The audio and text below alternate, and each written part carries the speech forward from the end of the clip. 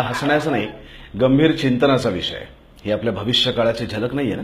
जागे व्हा. दुष्काळी परिस्थितीवर मात करण्यासाठी शासनाला साथ द्या. पाण्याचा काटकसरीने वापर करा. पाणी वाचवा, भविष्य वाचवा. दिशा परिवर्तनाची, उज्ज्वल भविष्याच्या पायाभरणीची. माहिती व जनसंपर्क महासंचालनालय, महाराष्ट्र शासन.